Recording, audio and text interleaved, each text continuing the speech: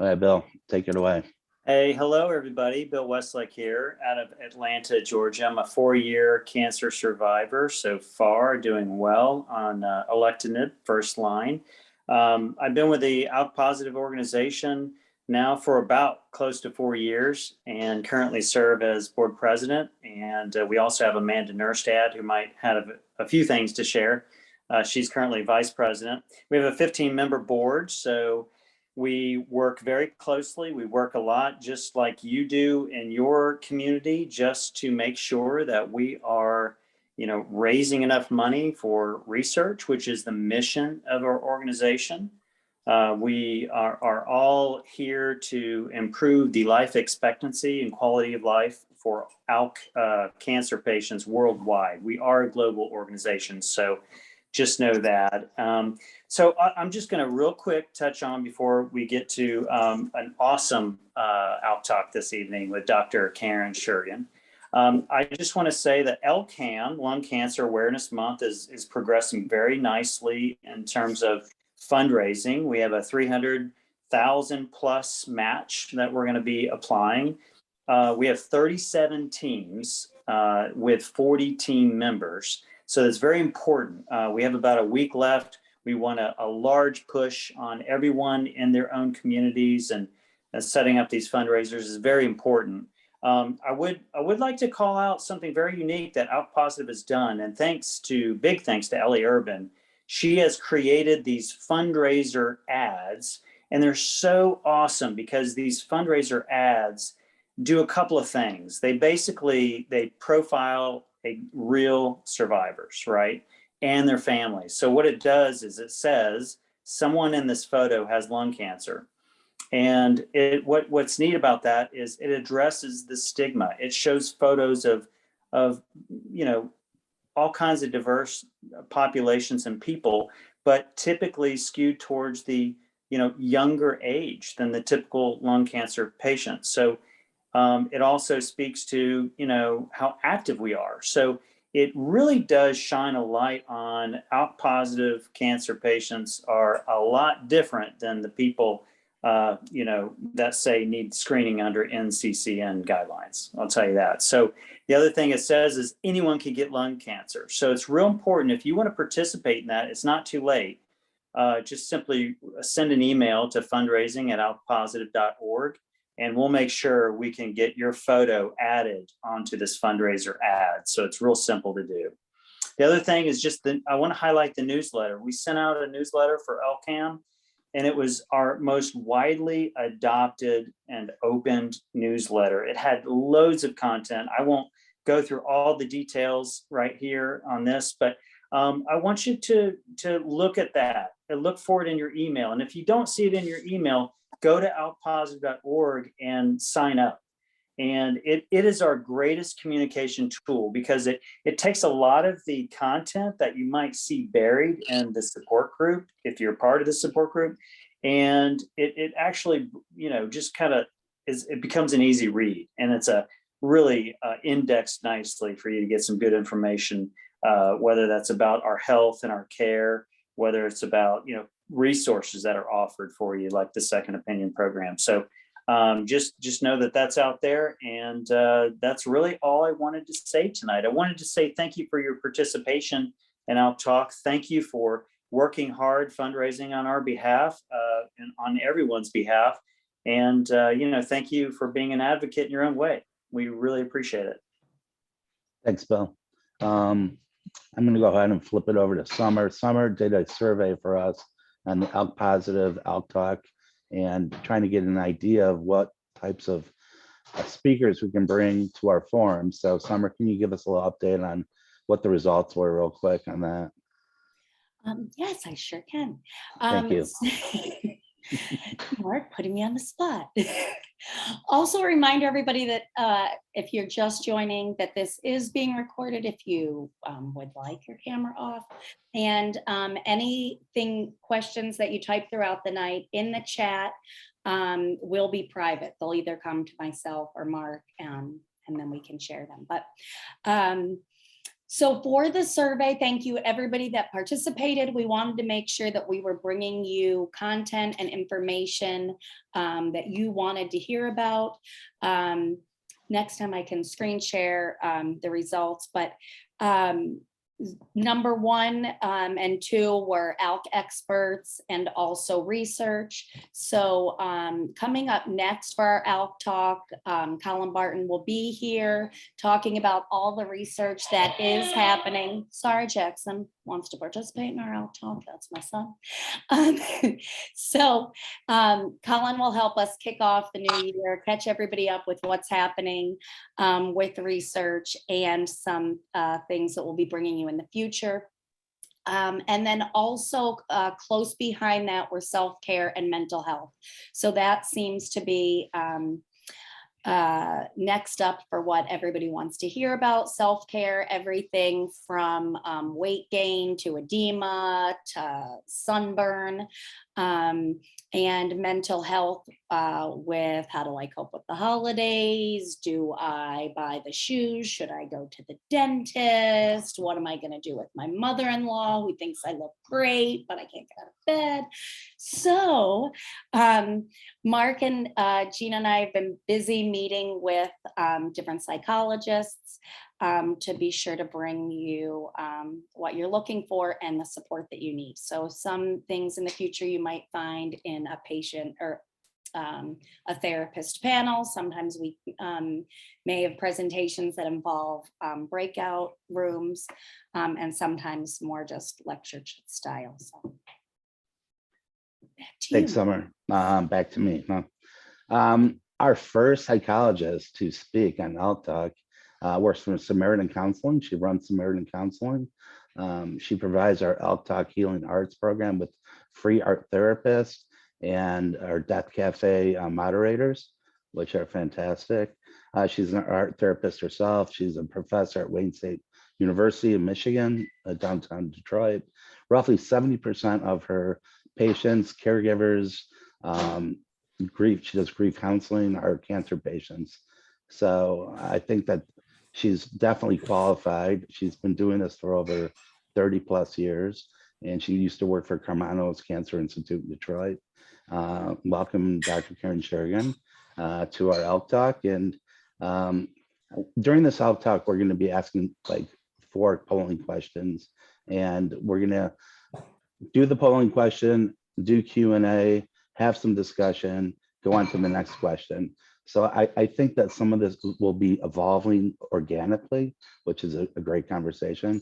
Your chats are not being shown to other people. So, and we have 44 people, which is amazing who showed up. So I'm gonna go ahead and introduce Dr. Schurgin and have her introduce herself. And my first question to her would be, what is the difference between an ALK cancer patient versus maybe a typical other cancer patient she treats?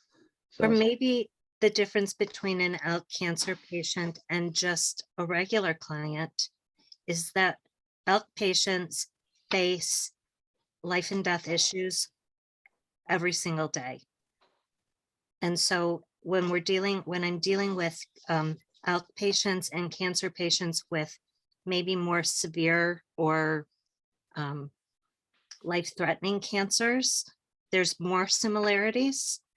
But when I'm dealing with cancer patients who have a pretty high survival rate, I tend to see a lot less concern about the impact on family, the impact on life expectancy, the impact on just coping and depression and grief, and feeling like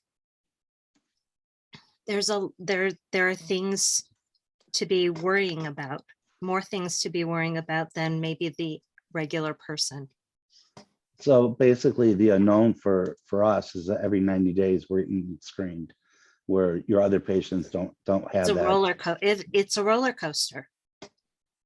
Yeah. So what would your advice be before we start our talk? You've known me for 8 years. You know my advice. And give what is your advice? My advice is that we can only live in live in the moment. We can only live in the today. And we can only address what's in the here and now. What's in the future is going to happen in the future. What's happened in the past has already occurred. And what we really have to in front of us is what does today bring us? And that's what we're really going to be talking about today is how to do that and to- how do we cope. How to So, stay in the here and now and cope. Yes, absolutely. right, about Well, let's talk about why it's important to have support. And okay, what go is for it. support and what does support provide for you? In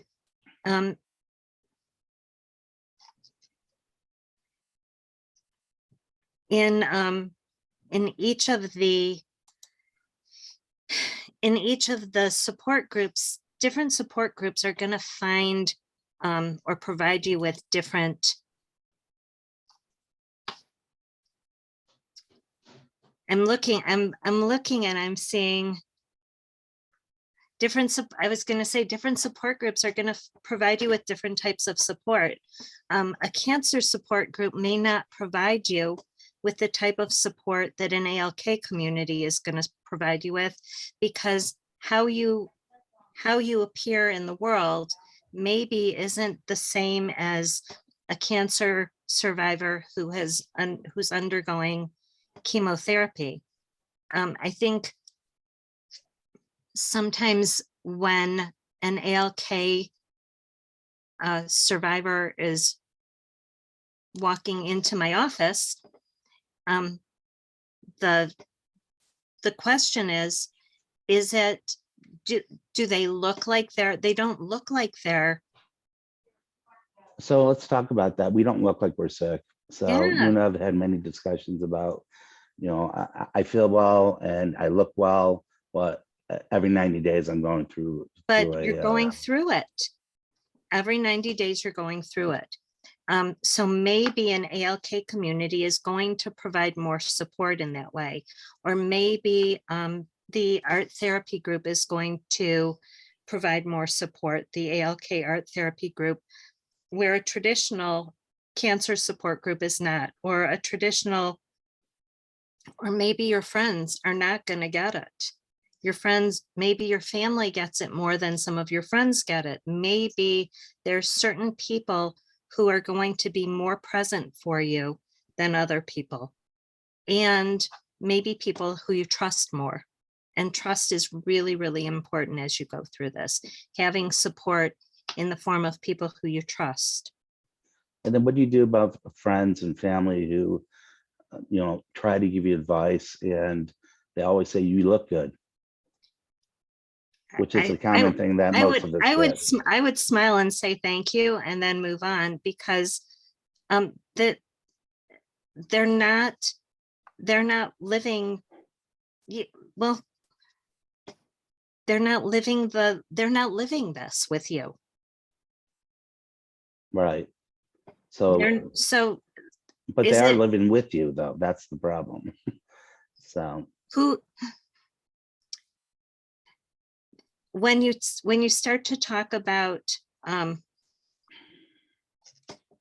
Mark, you're throwing up slides again. Sorry, I'm trying to get this thing to work because this really bothers me. This is the first time ever I've had a problem. This is the time I really need it the most. So well, how about this? Can we skip over some of the polls and move to sure. some of what I really want to talk about, which is that as we enter into the holiday season, there's a lot of things that cause us to feel discomfort. That poll question is more curious to me than just simply having support. Support is important, but as we move into the holiday season, the things that you're confronting, the expectations that you're dealing with, the general feelings of, well, I got a question actually that came in. Can I call non-ALK people regular people? Yeah, why not? Not that you're not regular people. We're regular people. We just have but an you illness guys are that, kind of a special, you're a special subset because Right. what you deal with is a little bit different. And so the stressors that are normal stressors, normal holiday stressors are, I need to get my house decorated. I need to get presents for my family. I need to cook meals. I need to make sure that everybody is at a certain place, or we're going to go on a holiday trip. And all of the sudden, all of those normal stressors, I think, are amplified, because with that comes, I maybe don't feel so great, or I really want to use the cancer card, the C card, to get out of something. Or maybe I want to, I really want to rest. I really don't want to do this. And these expectations are outside of what's comfortable. So we do have a question that just came in, is that you share these side effects and you don't want to sound like you're complaining too much.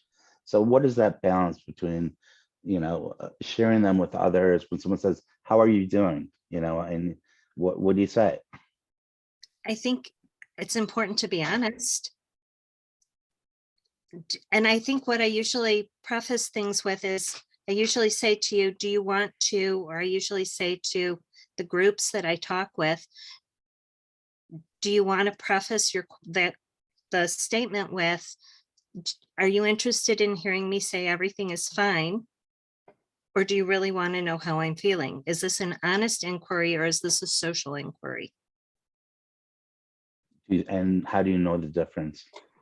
I think that that's when you receive those questions. Hey, how are you doing?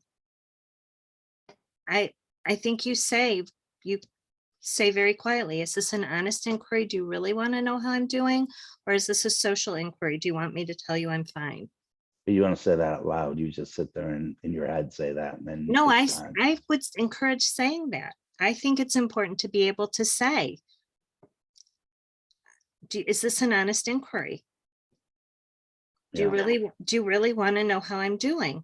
Because if you really want to know, there's some things that I'm comfortable sharing, and maybe there's some things that I'm not comfortable sharing. Well, I think that's the problem with the holidays, is that you're surrounded by people that you're thrown into that you normally don't see all the time.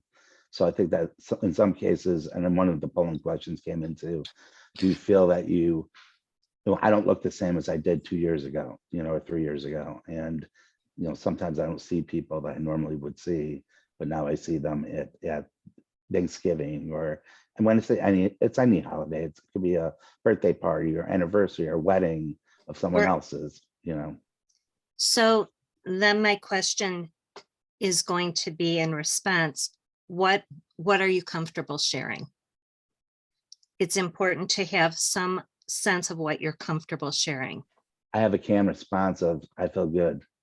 Thank God I'm here, which I think a lot of us have that response, which is, you know what, I'm living each day as it is. And, I think that you and I have talked through many years about loving yourself and how to do that. So, and being grateful. There's something to be said for the gratitude that you experience for being, I have a little bit of a dark sense of humor.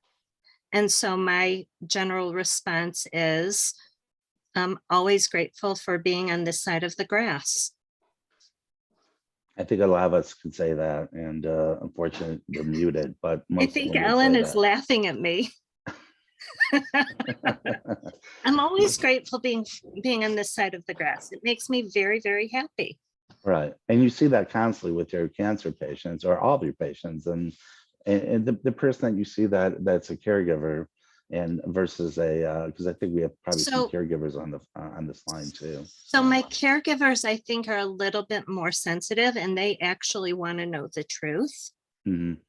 I think the caregivers want a little bit more of an honest answer. And if a caregiver is asking, I think it's fair to, depending on how you are feeling or where you are, give me a cue that you Mhm. want to leave.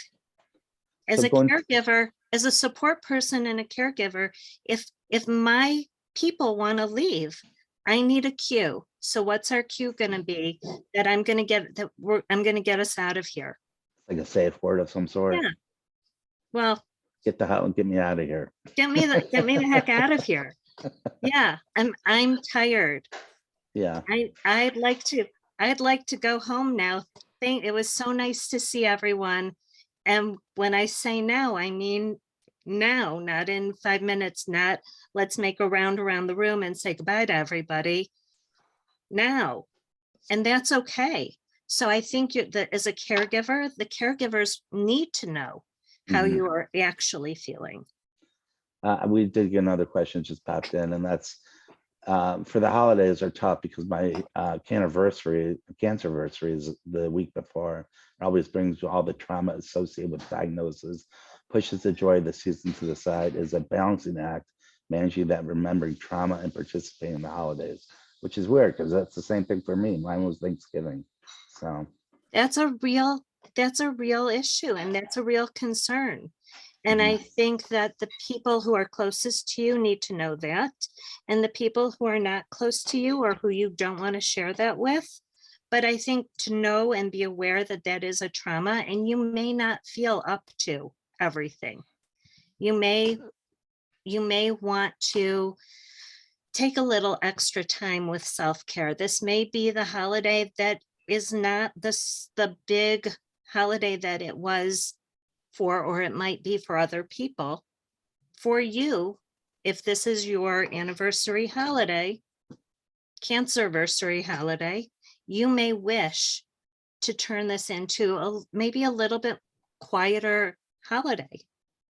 do you feel that most of your patients celebrate their cancer anniversaries, or do you think that, like me, I don't typically? I have one I have one survivor who happens to be Jewish, and his spouse died on Yom Kippur. And so every Yom Kippur is particularly difficult. Mm. So yeah, I think that some people, it's the cancerversary, or it's the anniversary of a death, or it might be the anniversary of some piece of or loss that's Mm. associated with one's health. Right. So in this case here with the question, and like myself, where I was diagnosed the week of Thanksgiving, when Thanksgiving came around, the first thing that popped in my mind is always every Thanksgiving, which is How this my many last more of these? Thanksgiving? Right. How And many we more talked, of these Thanksgivings do I get to celebrate? Is this going to be something that I celebrate, or is this something that I'm going to be upset through or worry through? so what's that tip of getting that? Do you, I guess savoring the moment, is that a good way of coping? I usually encourage savoring the moment. Who are the people that you want to be closest to? If this is a cancerversary, who are the people that you want near to you? Who do you want supporting you? Who do you want around you? And is that going to help you? Are there ways that you can engage in self-care to make this particular anniversary a little bit easier for you? Is there something that maybe you need to do to mark the anniversary?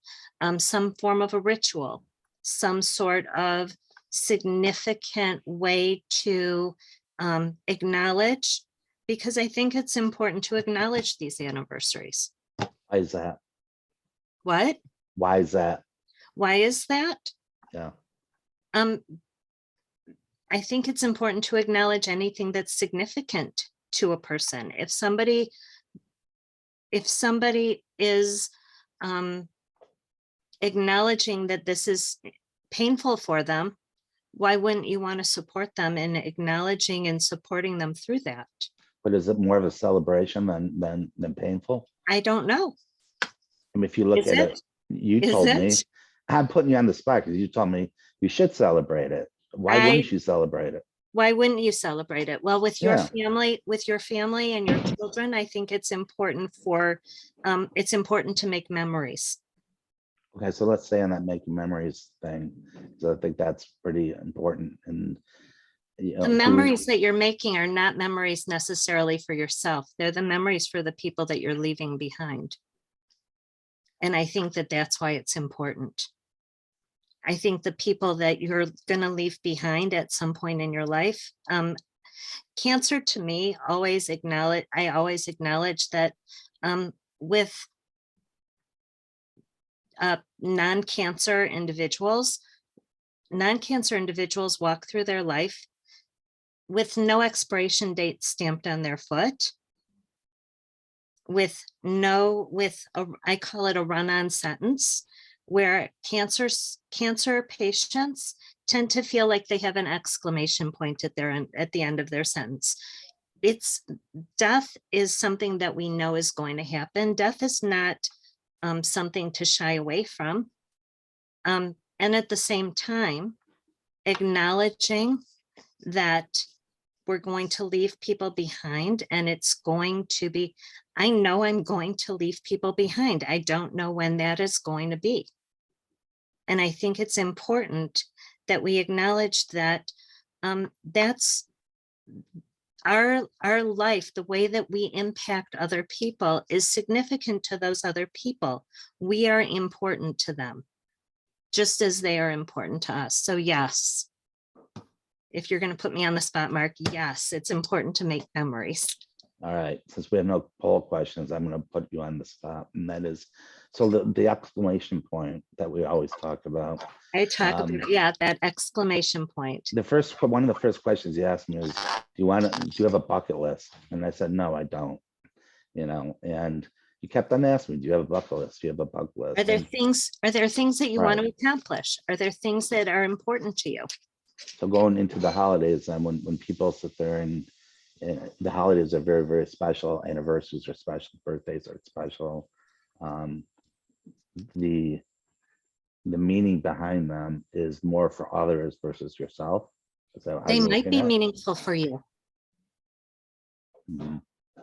I mean, I don't have a poll and I can't see faces, so I can't read the crowd here. And so You don't see these squares? I see all the squares, they have everybody's name. Okay.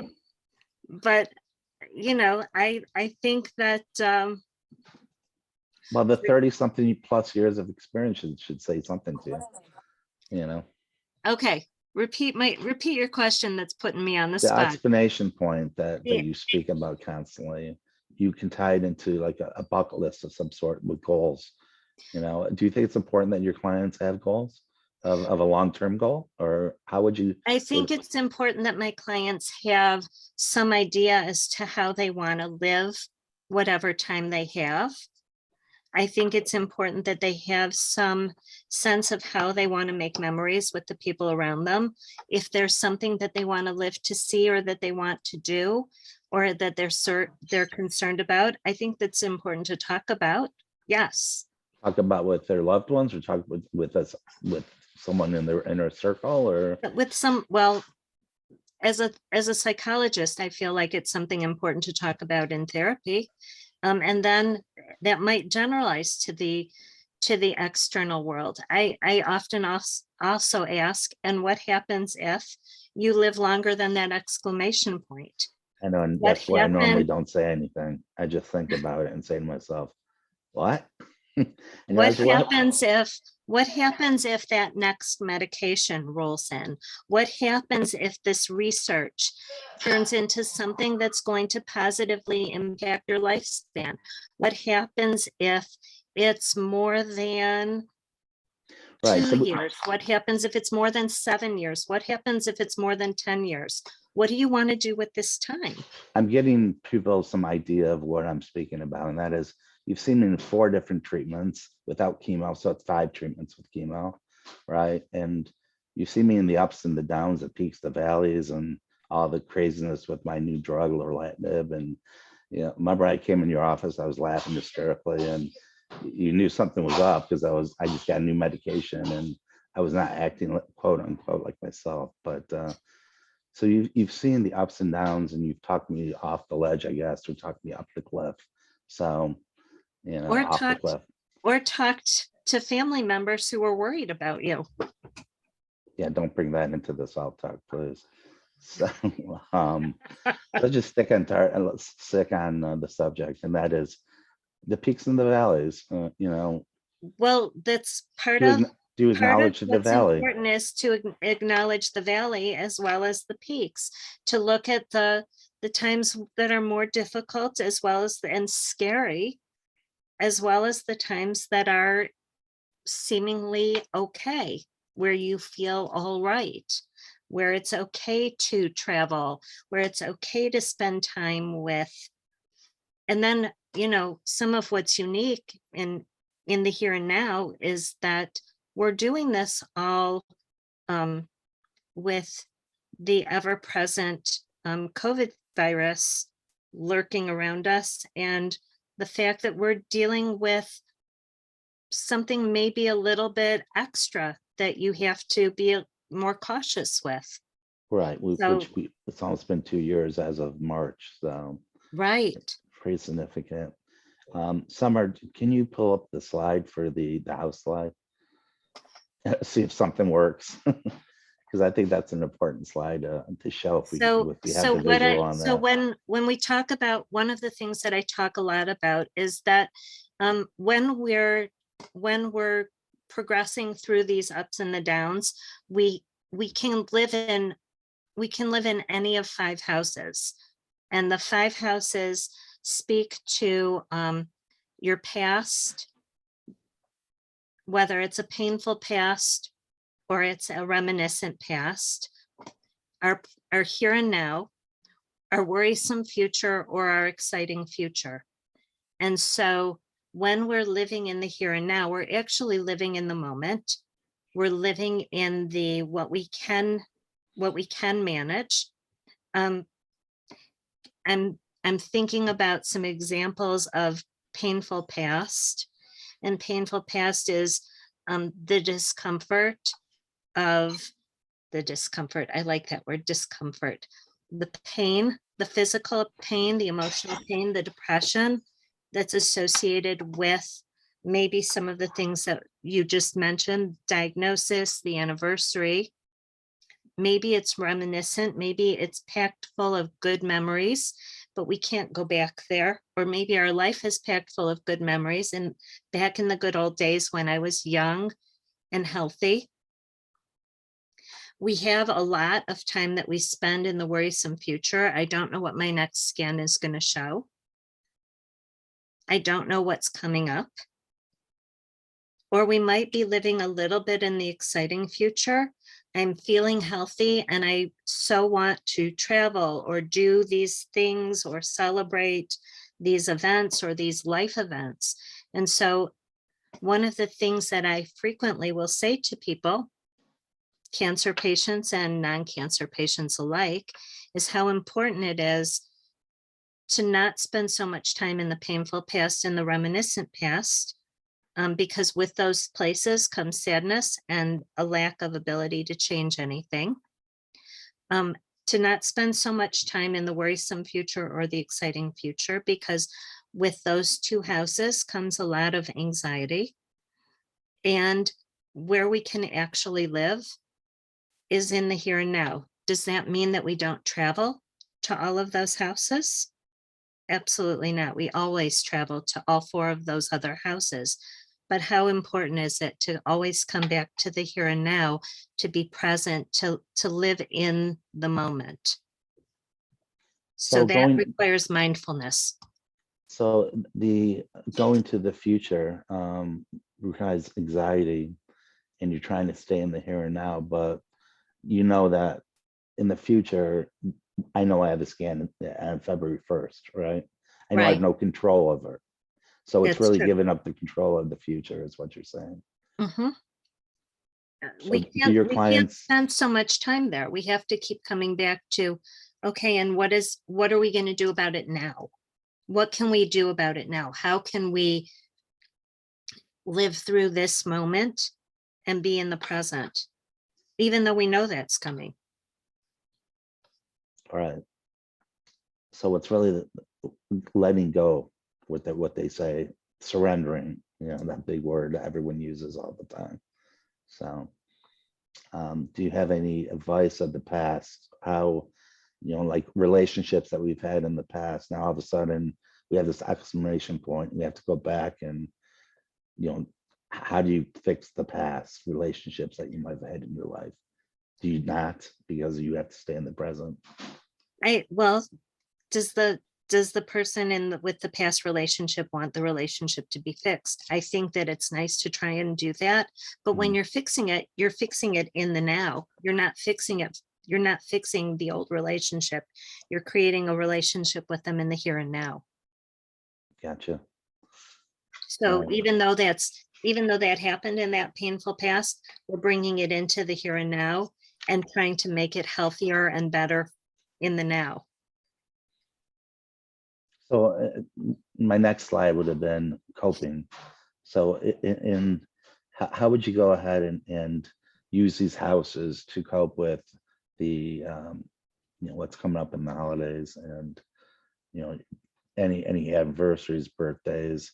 You would always stay in the here and now. You would not go into the exciting future of events coming up in your life. Like, I've always thought to myself, well, how far in advance do I go with my, the teeth example, we always talk about is like, do I get my teeth cleaned? I mean, like, what do I do? Well, here's the thing, schedule the appointment. All right. The worst thing that can happen is that somebody will have to call and cancel it for you. Or lease a car for 3 years.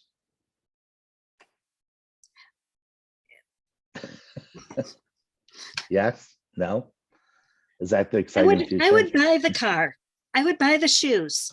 As Summer said, what do we do about the shoes? I say buy the shoes, buy the car. Somebody will sell the car. All right. Hey, Summer, can you stop sharing that slide, please? Thanks. All right.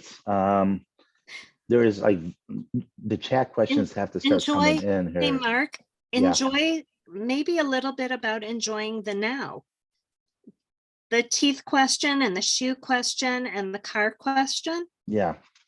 My response back is this a car that you would enjoy?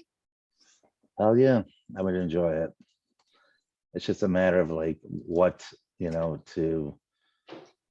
it's just these are things that we ponder. I think everyone on this call could agree with that I mean, there might be a few of us who disagree and say, we do have we do have hope, as Bill said earlier on in the conversation. I think that there's a lot to be hopeful about, and at the same time, I get that there's a lot to be worried about. Yeah. That's what does that mean for today? It means I'm living good, and I should just go ahead and accept that things are going well for me, and I think that's what we practice on. And the other thing too, I think that some people, and myself included, have a difficult time with anniversaries and holidays and other events, because I'm not the same person I was when you first met me 8 years ago, obviously. In some ways, I think that we get better. Oh, let's talk about that a little bit. How do we get better? I think life experience makes us wiser. Maybe it makes us stronger. Maybe it makes us see things about our being with our family, that it becomes infinitely more important, that we value things, that we see the world as being a little bit richer. So things smell better, and you can see better, and you have better perspective of things going on in your life. How much more, what I'm struck by is the idea of springtime. For those who live in winter climates where we actually have snow and it is miserable for several months, and then all of the sudden the sun comes out and the snow melts, and there's this thing called spring fever that we all kind of catch, and that spring fever makes us want to be outside and sitting in the sunshine and taking, unless of course you're Seth, who's got those palm trees behind him. Hopefully Seth has his shirt on. That's all I want to make sure. But we value that springtime, that spring when the flowers come out. All of a sudden, we're so much more attuned to how warm it is and how wonderful it is. It was Because 90 degrees today. Sorry, guys. it was 90 degrees today, not here. It's San It was- Diego where he lives. Ah, Yeah, that's yeah. beautiful. So, Sorry to interrupt. but you know what's it's interesting though. I call it cancer wisdom.